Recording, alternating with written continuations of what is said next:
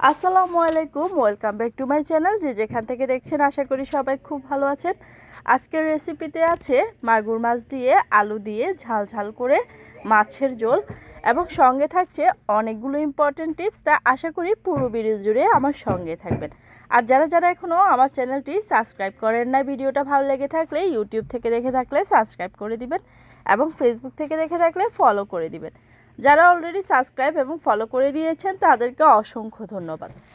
আর এই মাগুর মাছগুলো বড়শি দিয়ে ধরা হয়েছিল, আর এই মাছগুলো খেতে এত মজা হয়েছিল।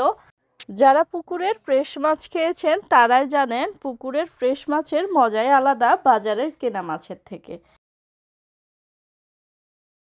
মাছগুলো বড়শি দিয়ে ধরার পর বাসায় এনে পানির মধ্যে এইভাবে রেখে দিয়েছিল কিছুক্ষণ পর্যন্ত। মাছগুলো কিন্তু জীবিত ছিল।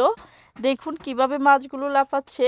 এবার মাছগুলোকে বাইরে নিয়ে প্রথমে কাঁটাগুলো বটি দিয়ে কেটে নিতে হবে, আর খুব সাবধানতার সাথে কিন্তু কাঁটাগুলো কাটতে হবে, না হলে কোনোভাবে লাগলে কিন্তু হাত কেটে যাবে।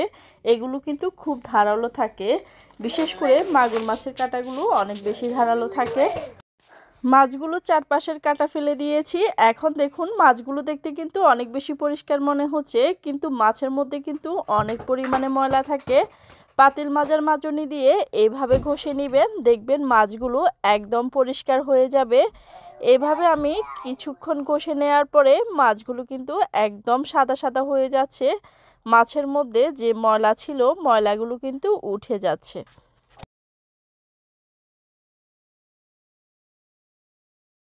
মাছের মাথার এই কাঁটাটা ফালানো অনেকে ঝামেলা মনে করেন। দেখুন কিভাবে ইজিলি আপনি এই কাঁটাটা ফেলে দিতে পারেন। প্রথমে মাথা থেকে একটু কেটে নিয়ে এরপরে দুই হাত দিয়ে এভাবে টান দিলে কিন্তু কাঁটাটা আলাদা হয়ে যাবে। এবার কেচির সাহায্যে কাঁটাটাকে কেটে ফেলতে হবে। দেখুন খুব ইজিলি কিন্তু কাঁটাটা কেটে নেওয়া হয়ে গিয়েছে। এবার মাছ থেকে ভুঁড়িটা বের করে কাঁটা সহ ভুঁড়িটা ফেলে দিব।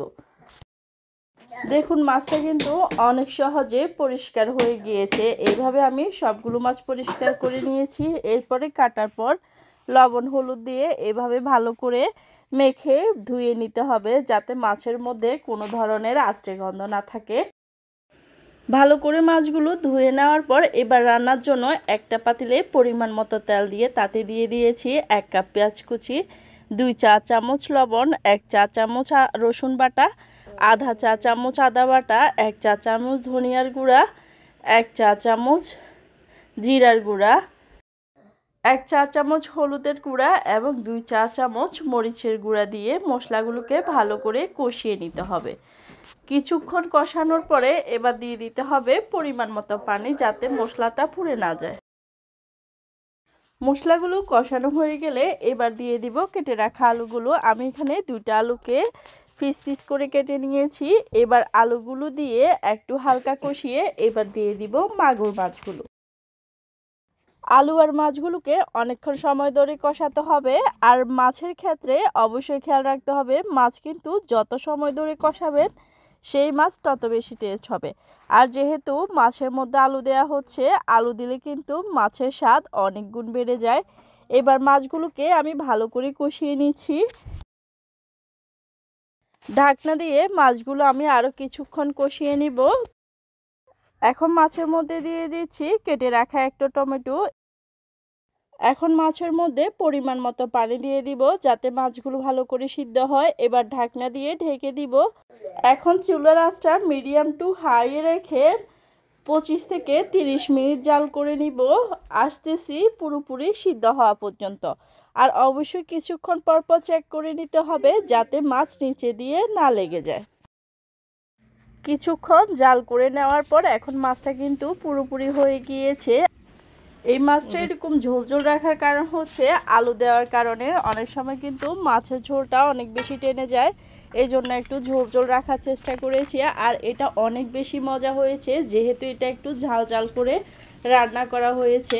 আর এই রেসিপিটা ফলো করে অবশ্যই একবার হলেও বাসায় ট্রাই করে দেখবেন। আর ভিডিওটা যদি ভালো লেগে থাকে অবশ্যই লাইক কমেন্ট বেশি বেশি করে শেয়ার করে দিবেন। দেখা হবে পরবর্তী কোনো রেসিপিতে। ততদিন পর্যন্ত সবাই ভালো থাকবেন, সুস্থ থাকবেন, নিরাপদে থাকবেন। আল্লাহ হাফেজ।